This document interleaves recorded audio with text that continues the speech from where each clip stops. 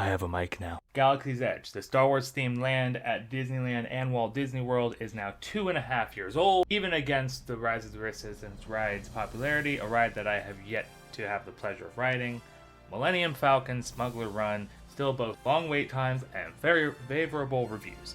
The ride is interactive, it's innovative, it's memorable, and so popular that the general public of Main Street now have it in their head. Smuggler's Run success means Star Tours is now outdated and deserves to be canned. I am wounded by this assessment. My wife and I rode both these rides at Disneyland on our honeymoon on the same day. We actually rope dropped Smuggler's Run as it was relatively new at the time. For context, my wife had never seen the Star Wars movies before going on these two rides. Since then, I've had the pleasure of showing her all the movies, and once you know it, she hated them. She hated them all. Every single one of them. And not just the plots, the characters, and the action too. I digress. We rode both these rides and both agreed Star Tours not only holds up, it's still better than Smuggler's Run. This is coming from me, a lifelong Star Wars fan, and my wife, who hates Star Wars so much that she is now blaming Season 8 of Game of Thrones on Star Wars. We both agree. Smuggler's Run doesn't hold a candle to Star Tours. So I don't believe Star Tours should be retired. Now, if you're thinking that I have this opinion because we were engineers on Smuggler's Run, you'd be right. But that's not the point. And it is the point. It is both the point and not the point. It's the pointiest done point. Starting right from the beginning is the line queue. Now, Smuggler's Run does have the advantage of having the actual full-fledged Millennium Falcon on display in front of the ride. Obviously, Star Tours doesn't beat that. The Star Tours ride in Walt Disney World has an AT-AT Walker in front, which, frankly, it's a little bit outdated. And the Star Tours in Disneyland, well... But once you actually get in the line queue, that is where it all makes the big difference.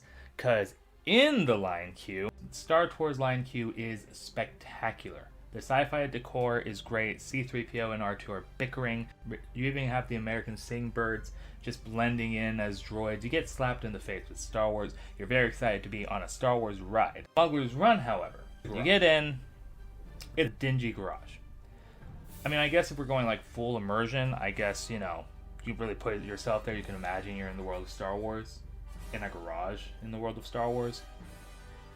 Kind of boring. A little bit underwhelmed. And yeah, you can see the top of the Millennium Falcon as you get further through the ride, but you can see the Millennium Falcon outside the ride too, and no one's taking a picture of the top of the Millennium Falcon, I'll tell you that.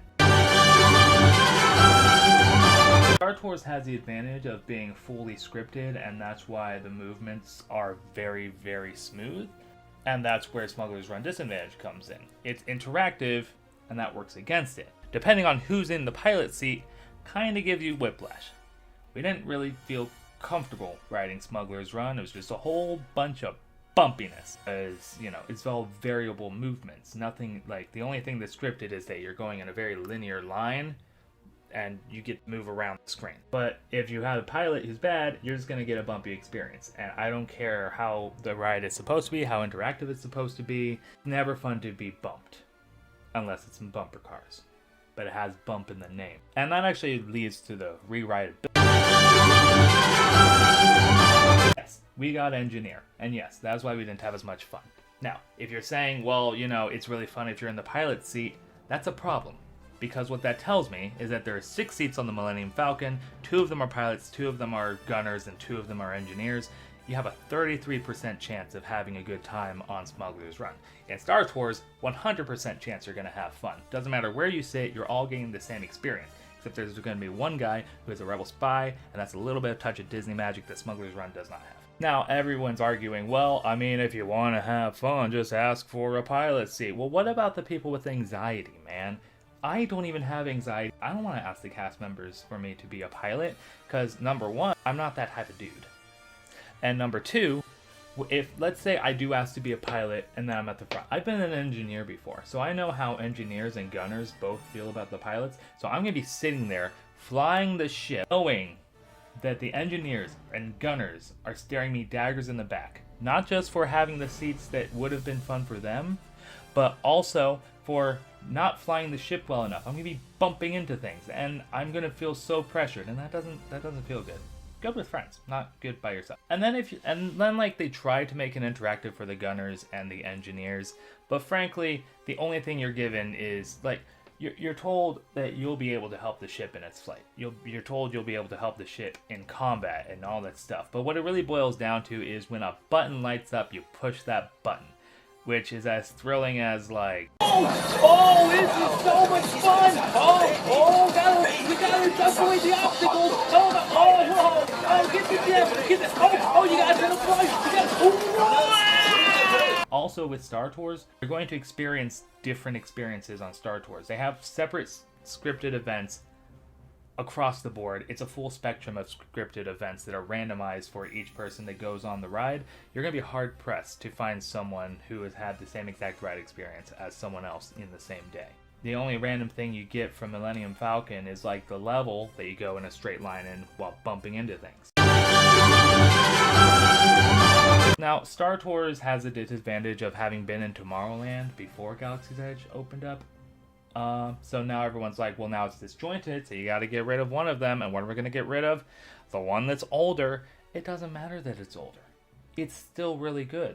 The movements are still really solid. There's still like a lot of rewritability for it. If anything, they should just uproot it and move it to Galaxy's Edge. It still fit. I mean, I know that it would go against Batu's overarching story, but they dropped the story. They dropped the story so that you can bring in older trilogy characters every now and then. They gave up on it. So clearly, lineage doesn't matter, but Star Tours in Galaxy's Edge. Same with Hollywood Studios. Uproot it, put it in Galaxy's Edge, but do not get rid of it just because it's old and there's something newer ahead of it. Even with the newer thing, isn't as good.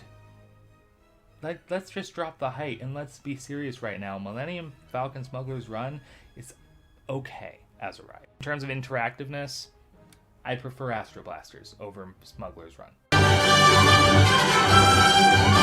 Pull up my Google Docs so I can pull this up better. Because I'm going to do this. I'm going to do you right.